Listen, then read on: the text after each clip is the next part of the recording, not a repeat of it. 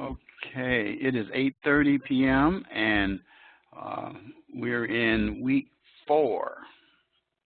As I said during the open house, that the weeks move very, very, very, very, very fast.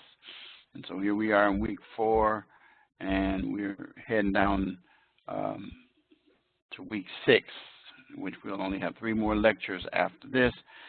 I do want to, before I get started, thank many of you who sent me emails, text messages, and phone calls uh, expressing condolences for the loss of our aunt, and I appreciate that. I did indicate before that that was the first night. That was the 2 weeks ago exactly from today that I was canceling it because she didn't have much time to live. Well, she passed away that very night after about 9:30 p.m., 9:10 p.m. rather. And so we've been busy dealing with the preparation and everything, and of course going through the the grief and everything. And we finally had the service, funeral service on Saturday, this past Saturday. So I did do a lecture last week, and I might even told you that the service was coming up. But anyway, I'm fallen behind with my grading, and I indicated to many of you that it would be caught up soon. As of this moment right now, all of section 1 is done for week 2, and last thing I have to do as far as you guys are concerned is, all of section 2 has been done week 2, and I'll be working on week 1 tonight and tomorrow and getting it done.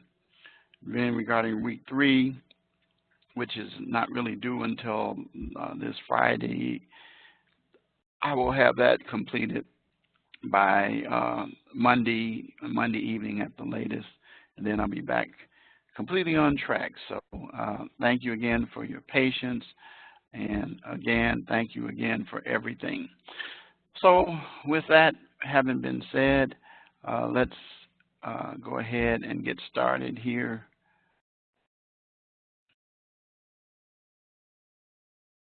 Okay, here we are here with your rubrics. Remember, make sure you use your rubrics for your written assignments. As week 4, the scoring rubric tells you 10 points for this, 10 points for that, and 5 for this. But also be aware that, and this is not in the rubric because I told you this is all research must be conducted. So the textbook cannot be your sole source. Most of you are pretty good about that, and you'll lose 2 points. That's in addition to the rubric, but also reminding you that you don't have to ask me about APA, and then you will lose points based on that, and it tells you down at the bottom, all papers, all should be in APA. Citations and references set the requirement. If you have just one citation or references, it doesn't do it. You got to make sure you have citations and reference, and you'll lose 5 points right off the bat. So you can go from a 25 to a 20 even if you do these 2 very well. But it's important that you do that. But use the rubric. It's right there. It's right there laid out for you completely. And then the course project, week 4 this week, you have a course project, and we're going to talk about that. Week 2, you had just a basic project, and that was to provide your contact information and so forth. So we're going to talk about what's required in week 4 in just a few minutes. And then, of course, as usual, your discussion post. Now, notice after you do week 4's project, there's nothing due until week 7. But that doesn't mean that you shouldn't still prepare and keep doing your work. You should find some time every week to make sure that you're keeping up with that. Um, so far, I've run across one student from my grading that, with the project, selected an agency that didn't fit within the 4. And I've made it clear from the open house that it is, and then last week I mentioned it again, I think. But the point of the matter is that I worked hard during open house to make it clear that when you start your project, it can only be one of 4 areas. And actually, your written assignment for week 1, my recollection, involved the 4 that fit, and that is prison, jails, prison, probation, and parole. Those are it. Nothing in law enforcement or any of those other things. So you have to make sure, because otherwise you'll be getting a 0 straight through about it, because I forewarned early on. And then moving down to the bottom here, your recordings are there. I sent them to you, but you also have them on your home page for available for you. All you have to do is copy and paste the link, and it will take you to that. And then you need to listen to the entire recording and pay attention, maybe even take notes. So now we got 2 more. We got lecture 6, week 6, week 8, and week 10 left, and we will do those at the same time. So now let's move all the way over, and let's look at what is in here. I will say this, somehow or another, I don't know what happened, but I went to look at week 3 announcement, and it something about biology had snuck in. I think it was section 2. But anyway, I don't know how that happened.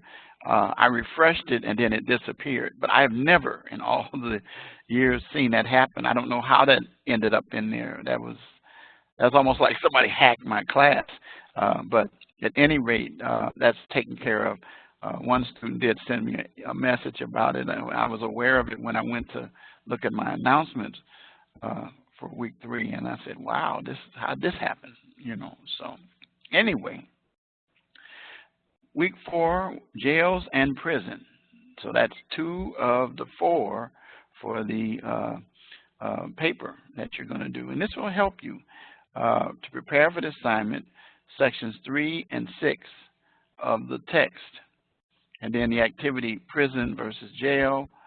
And then I'm going to try to do the interview regarding jail issues today and a look inside a maximum security prison. I'm going to try, but sometimes technology doesn't allow me to do it, and I'm going to record it. But if it doesn't come out clear, be aware that you need to look at it yourself in the module. But I'm going to attempt to include it in this recording. Issues, and then your discussion post, which was due last night, issues facing jails. You have done pretty well with that. I've responded to some of you. And Saturday, your reply post is due. And remember, this is Central Standard Time, each of these times that are listed. Finally, you have a written assignment, your state prison classification, and then the course project, agency overview and background. Make sure you satisfy the requirements that are laid out in the rubric. Very, very, very, very, very, very, very important. This is your first detailed project part. And it's due this Sunday by 11:59 p.m. Central Standard Time.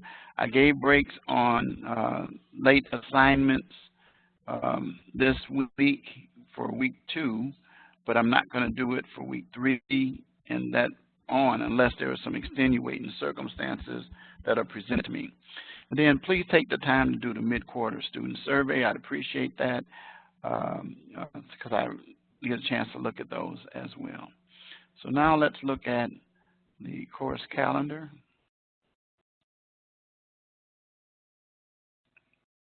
Here we go.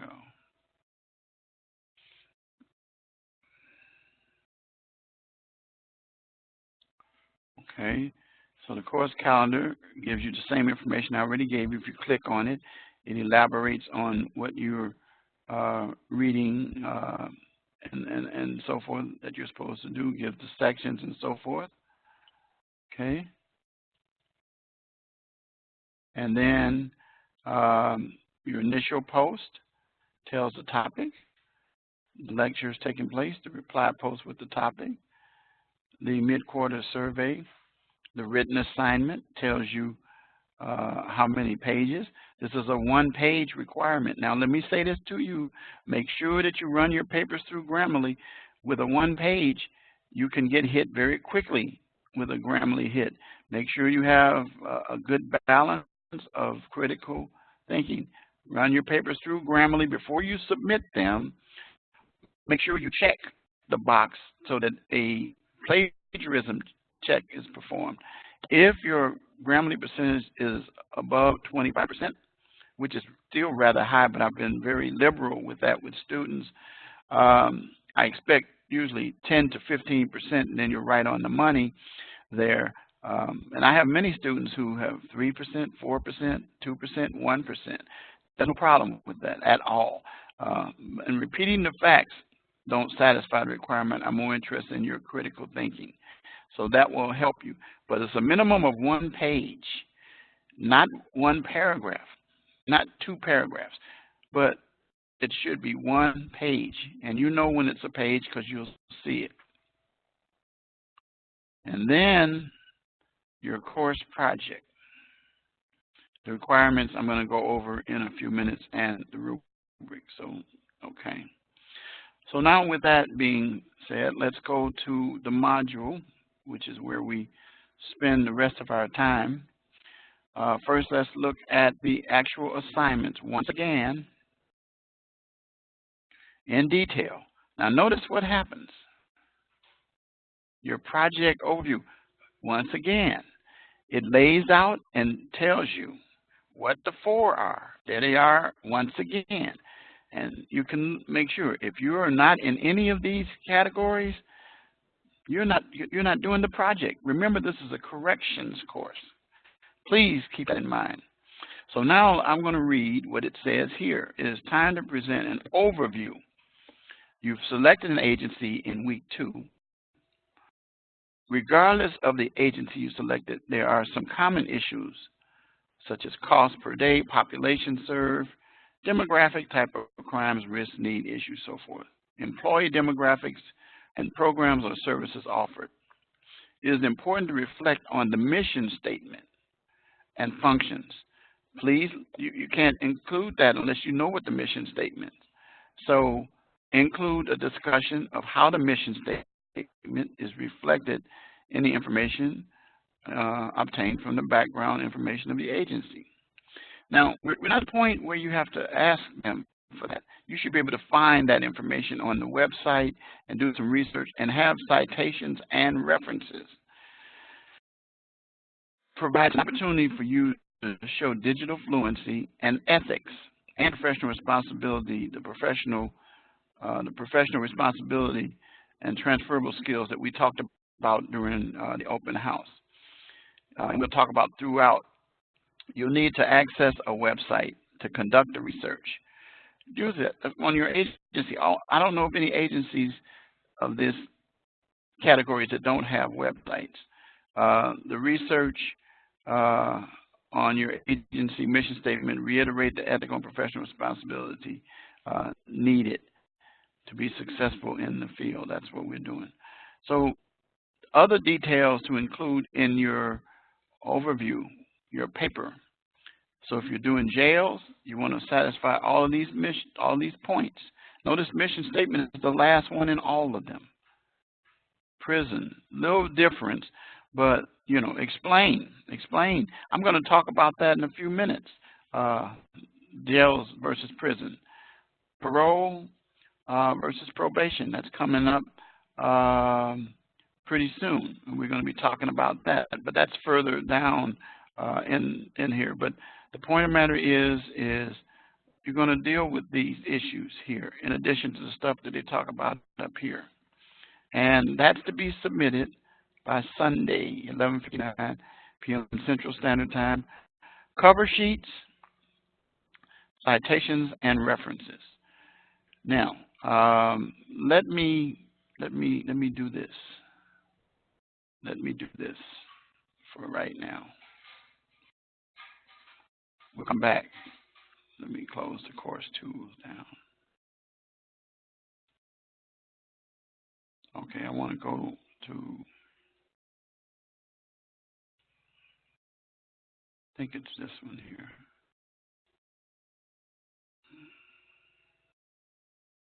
Okay, again, if you even look at the About course. Okay. Now, I want to focus right now, before I get to the written assignment, to this. And like I said again, you should already have this information, but I'm going to pull it out.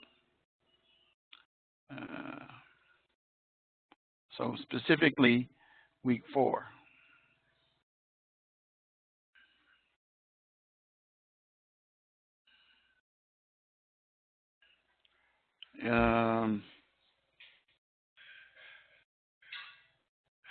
Okay, all right. So anyway, this is your rubric. This is what is required to get your 25 points. You got to make sure that you satisfy these. Depending on how well you get it, you will, if you don't do that section, you'll get 0. Now, this is not the whole thing, because you see it only adds up to 14 points here. But you go down to the next page, APA. See what happens here. You'll lose points for that. And then finally, the spelling, writing, and so forth. So I usually combine these two to reach the 5 points. So you want to make sure provides no evidence of APA, 0. Minimal evidence of APA and includes incorrect title page. Provides some evidence, 2 points, and provides excellence. You get all of your points. So here's the point. APA documentation requires citations and references. Otherwise, you get no points. And then your grammar there as well. So I wanted to show you that because of the fact that I want you to be aware that that's how your project's going to be graded. So now let's go back to the written assignment. Well, okay, while I'm at it, so we're going to show you the same thing, the rubric, for the written assignment. 5 points automatically if you don't do the APA, reminding you and what that consists of. 10 and 10, I showed you that a few minutes ago, but there it is again. And that's what I sent you and submitted on the home page. So now, then, I asked you to, and so remember, this is a 1-page document minimum. 1 page, guys, not 2 pages. You can do 2 pages, but a minimum of 1. And then cite any sources in APA format. You have to have references at the end. So again, we are APA serious at this school. And then your discussion post. Yes, you got 3 written assignments this week. Okay. Your project, though, the first part, it launches there. All right. So now let's spend the rest of our time with me talking to you about jail versus prison. So we're going to move down here, past our objectives. Again, repeating our reading. So let's talk about, let's move this up here. Okay. Jail versus prison. And a lot of times it says here that they're used, the terms used interchangeably, but they both involve incarceration. And starting with jails, jails are intended for short-term incarceration, um, oftentimes misdemeanors. And so I have already established before to my students, but I'll mention it in this class, that a sentence of less than a year is a misdemeanor. And generally, those individuals don't go to prison. They go to jail and they serve their time. And so it says 1 year or less, but generally, I mean, if it's 1 year, it'll stay within it. But the actual cutoff date is 364 days. Anyone taken to jail is processed, with fingerprints and all that kind of stuff. They already have done that when they're charged, but it involves now determining where you're going to be, and also you can be taken through the situation before the trial of posting bond, and then you can be released on your ROR, what we call, on a cognizance, or I-bond as we call it. Anyway, the point of the matter is that it's a shorter term. And jails themselves, most jails are usually within walking distance of the main criminal courthouse. For example, here in Illinois, in Cook County, we have the jail that's right there where the main courthouse is. There are courthouses outside of that. But the same thing here in Will County. In Will County, the Will County Courthouse, within walking distance, is the Will County Jail. And so criminal cases that are misdemeanors and people awaiting trial are held there. And so there is a problem that has occurred because of the fact that cases don't move as fast, and then because of a number of reasons, the classification of individuals all they try to separate them. You have some mental health people, males and females. They do try to separate them, but because of some budget problems, there's many jails that create problems because they don't have the number of professionals or the money in their budget to adequately house those individuals. And then some jails, not many now, thank God, have moved toward privatization. And the privatization for medical and mental health care and food services, and even facility construction. But the point of the matter is that now medical and mental health is often taken care of within the jail and under the control of the jail. Food service, same way. It's some company provides the food, and then those individuals. And then there are programs that actively take place in the jails to help those that are incarcerated during that period of time. And it talks about, the financial restraints to help students with education and issues such as alcoholic or either narcotics problems, and some vocational programs. So all these things are generally there. Now, you guys have correctly identified that one of the major issues in jail is overcrowding. And again, I addressed why that is. There's some combination of budget issues and the mere fact that they don't have enough people handling the ratio of inmates. There's a lot of violence that takes place because of those reasons, because it's hard for the number of guards to or correction officers to maintain control. And then there are some problems with mental health placements because of the funding that they have. Direct supervision of inmates is increasingly more common, as are required inspections and improved quality of inmates. So trying to make sure that the places that the inmates are housed are humane and that they are not put in harm's way. So that's pretty much what jails do, jail. Now we start to talk about prisons. Now prisons reach the stage for individuals generally who are convicted of felonies. Felonies are crimes for which there is up to 365 days and up.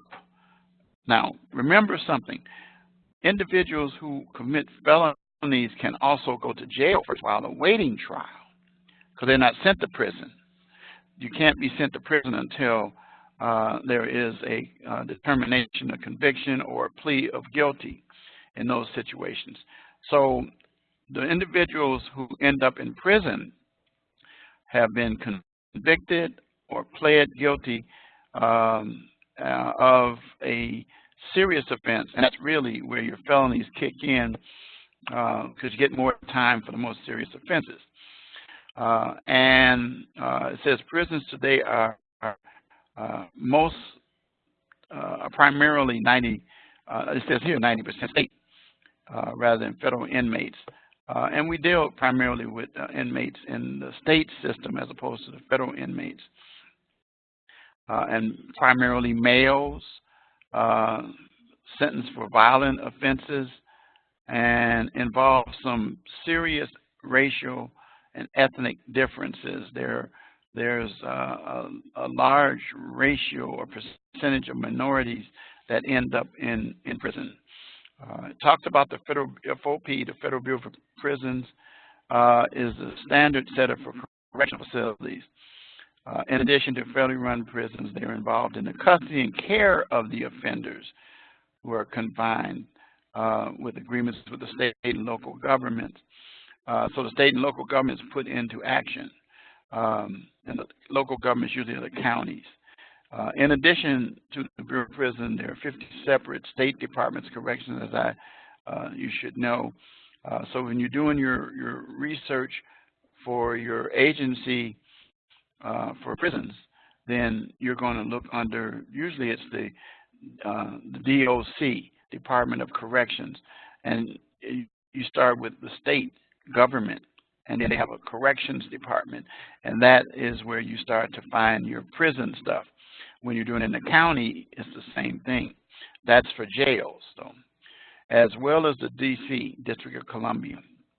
And all are concerned with cost effectiveness and hopefully working on recidivism. Recidivism, returning, decreasing the number of inmates that return back to prison. And so we talk about to the point now that since these people are going to be incarcerated here for a period of time, that we want to try to put them in classes so they can be better served. So it depends on the crime, depends on their history, and things of that nature. But there are usually 4 classifications. A minimum security prison, which usually involves dorm living, relaxed perimeters, freedom to attend school and work. So there's you know, these are individuals who are not the violent offenders, and actually have not shown a propensity to consistently commit crime. But the bottom line is that they find themselves in those situations.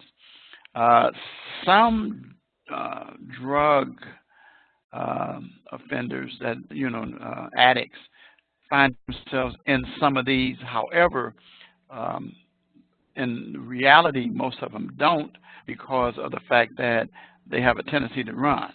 And the reason they run is not because they're only going to get caught, but they'll run because their body is making them run, because their needs aren't being met. That is, the illness is not being, it's like a person has a cold or illness and you don't treat them, well, then they're going to progress into something maybe worse, like pneumonia or something. Anyway, minimum security exists. Then there's medium, and medium is in between max, of course. You have 2 bunks, You have fencing. You've seen those with the wires at the top and stuff like that, with the towers where you see the guards able to see. There's a lot of controlled access, and there's some industrial and educational activities that take place. Usually in those situations, you have a period of time that you're free, and then other than that, you're in your cell. Now, we move on up to the maximum. Stone walls, and actually the medium securities usually have stone walls too, but stone walls, cell observation. In this instance, then you might have your toilets and everything in the same room that you sleep in. There's a double fence, watchtowers with armed guards, restricted movement within the cell blocks, and so forth. But the reason for that is to maintain control, and your most serious offenders go to what we call maximum security, and they have limitations on the amount of time that they're out. Then there's what we call the supermax. The supermax people are beyond maximum because they only have roughly an hour of freedom outside of their cell. And they're subject to video, camera, cement walls, and no communication with each other. I mean, so it's pretty tough. It's almost like being in solitary, but you're not in solitary, but you're segregated from everybody else. And it's a high level of security. So prison design varies according to the classification that we've just covered. So the primary person responsible for prisoners is what we call the warden. Now, some people call the person, the head in the jails, the warden, but no, wardens go with prison. And wardens, associate wardens, assist with the management of the prison itself. And there's a lot of things that take place. Very important that wardens receive some help, good help, professional help, to help them to keep the prison operating. It says today wardens strive for inmate programming and staff development in an attempt to be proactive and prevent the problems that take place. So that's the difference between the jail versus the prison. And as you proceed with your assignments, keep those things in mind in addition to the specifics of what's called for in your project. So now I'm going to attempt to do this. And I'm going to take and see if this works. Last time I did this, a student told me that it was kind of low in level, but I'm going to start trying, and I may have to take my headphones off to do this. Tell me what's the background and your position here in Sherman County.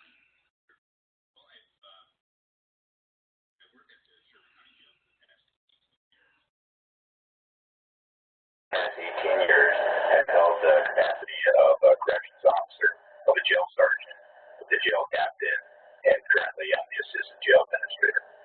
Okay. And your background? Before that, I worked for Cub Foods. I was assistant produce manager.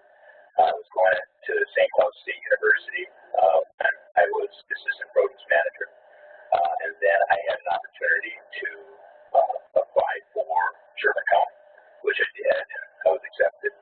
Before that, I was in the Marine Corps Reserve. I was a veteran for the first Gulf War, which I learned a lot of things, and it was an experience that I'll never forget, and gained a lot of experience out of that. Before that, I was at St. Cloud State University. So I went from St. Cloud State University. I joined the Marine Corps Reserve. I didn't graduate at that point, and ended up getting activated for the Gulf War. And when the Gulf War was done, came back and went back to school and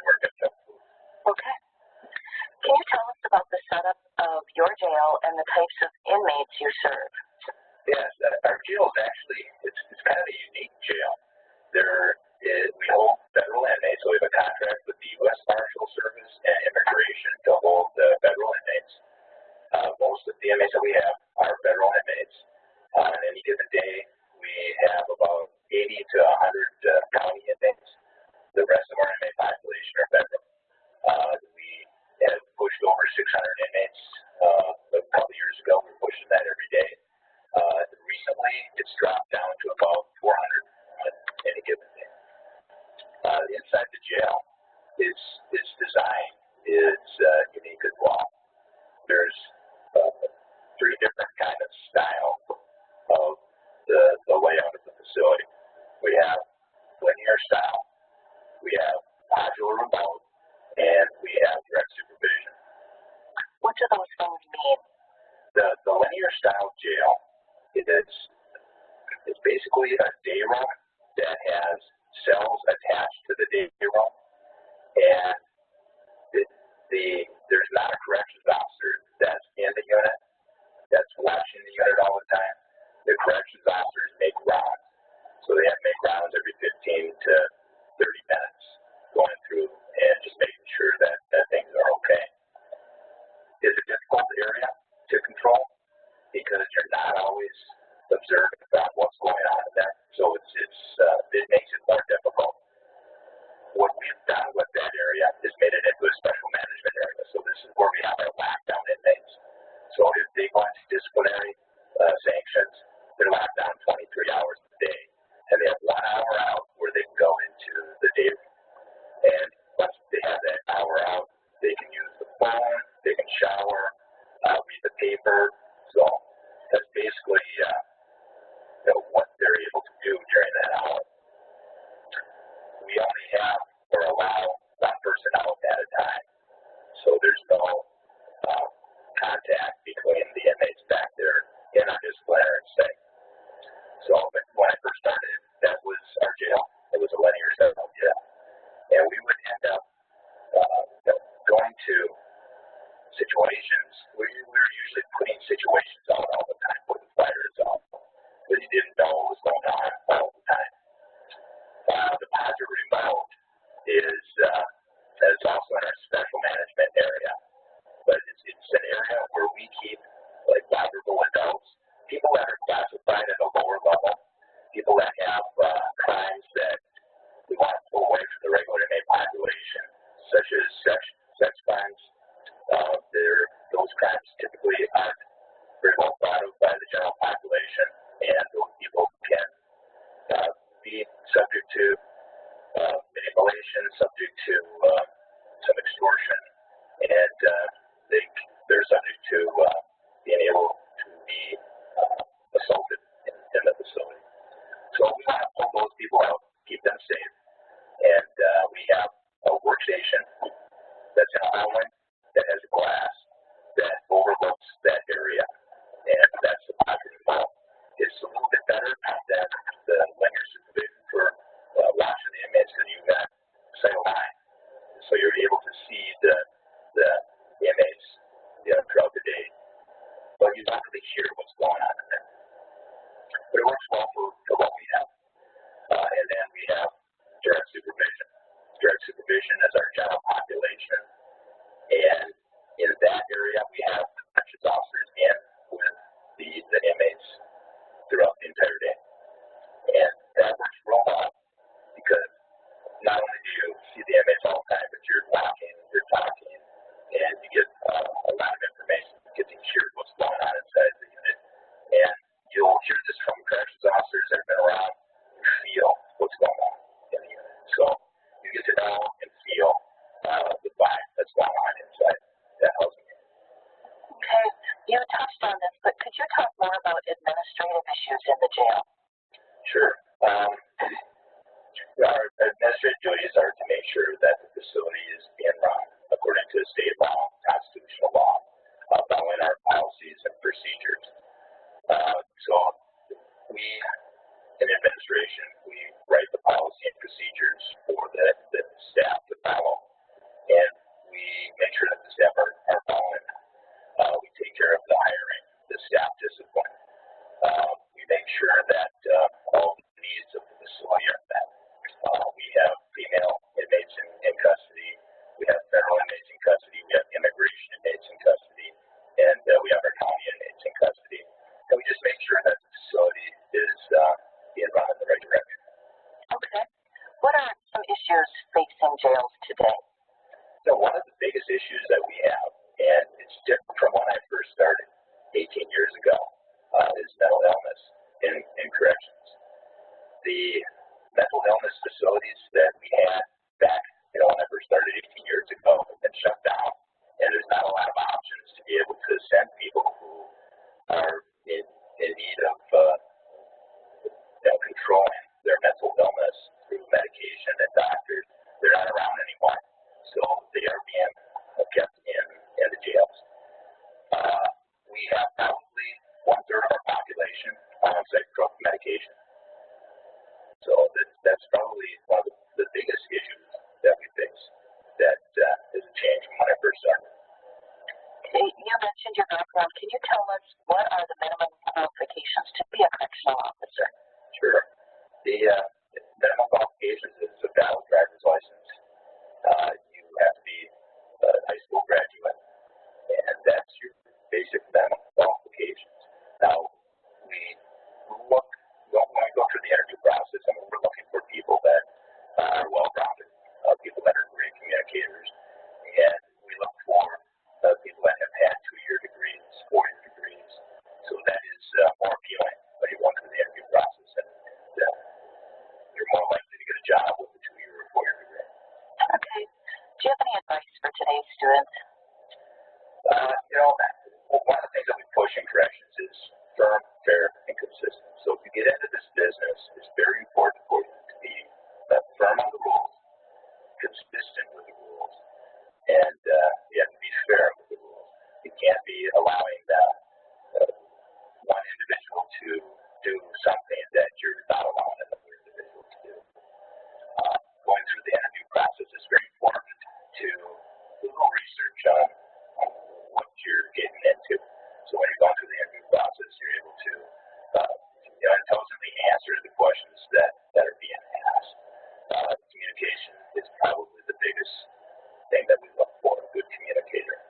Someone that isn't afraid of being able to talk to people and give them bad information on occasion, and but being able to deliver that information in a way that isn't going to jeopardize any kind of security issues in the facility.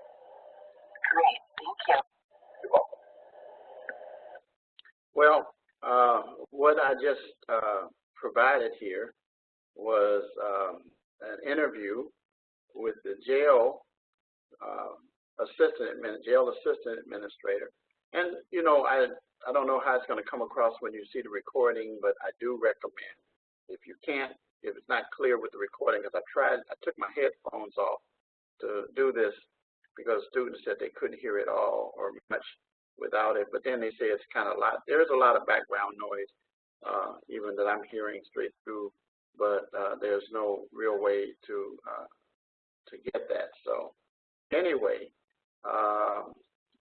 with that, so now let me conclude by seeing what we can do. Let's try to see if we can get this Minnesota Correctional Facility. I'm going to attempt to do the lockdown inside security, maximum security. Let's see if we can get that. If not, you'll have to take a look at it. Okay, there it is. Okay, let's see. How do we see that?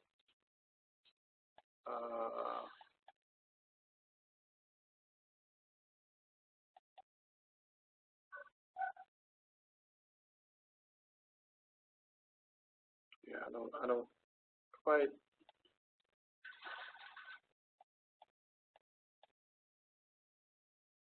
know how that works. Every time we have it, there's always some issues with it, so I don't end up getting that done. So the links are not functioning very well for it. Anyway, just shows you what a maximum security prison is like. And what I'm probably going to have to do is eventually see if they can fix this so that we can use it directly in the classroom. That's good. And then, of course, your mid-quarter survey. So that's it for now. I'm going to go back to the classroom, and there will not be, remember, the lectures are Central Standard Time, 8:30 Central. That means 8:30 Central. If you're in another time zone, for example, if you're in East, and that's 9:30 your time. If you're west of me, then it goes changes by an hour. It goes down an hour, or it goes up an hour. So let's say if you're on West Coast, Pacific Coast, then it's 2 hours difference that you need to be tuned in for 8:30. I think that's 6:30, and then I think it's 7:30 if you're in the Rocky Mountain time, and then Central Standard 8:30 from there. That's all the same time. So anyway, with that, hope to see you week 6. I'm going to end the meeting. If you have any questions, you know how to reach out to me. Thanks. Good night.